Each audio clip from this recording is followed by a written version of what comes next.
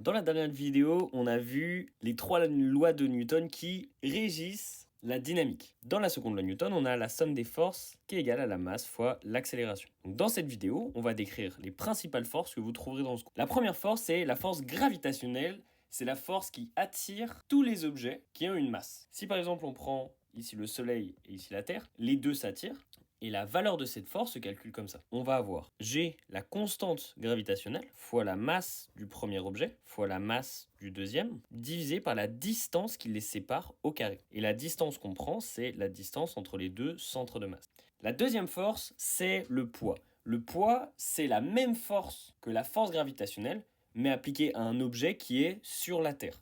Pour la calculer, le poids ou la pesanteur, on va multiplier la masse de l'objet qu'on est en train d'étudier, qu'on va multiplier par G, qui est l'accélération gravitationnelle. Sur Terre, G vaut à peu près 9,81. La force suivante, c'est la force normale. Ça, c'est une force de réaction du sol. Et cette force, elle est toujours perpendiculaire par rapport à la surface. Et sa valeur, sa norme, dépend des autres forces qui sont en jeu.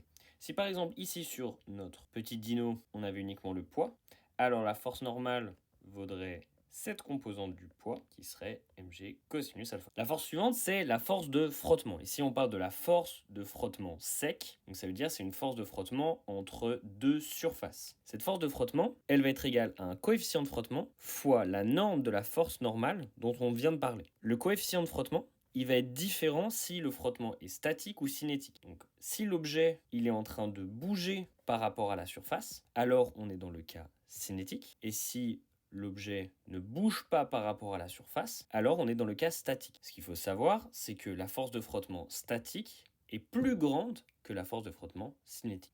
La dernière force qu'on va voir dans cette vidéo, c'est la force élastique, c'est la force de rappel d'un ressort, qu'on appelle la loi de Hooke. Alors, un ressort, quand on le laisse tranquille, il est à une certaine longueur qu'on appelle la longueur à vide, L0. À cette longueur-là, la force de rappel du ressort est nulle.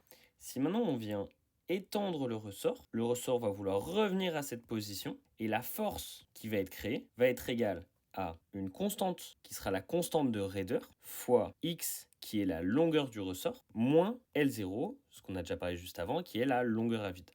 Et en fait, ce terme, c'est l'élongation du ressort. C'est le vecteur qui part de la position à vide et qui va vers la position actuelle du ressort.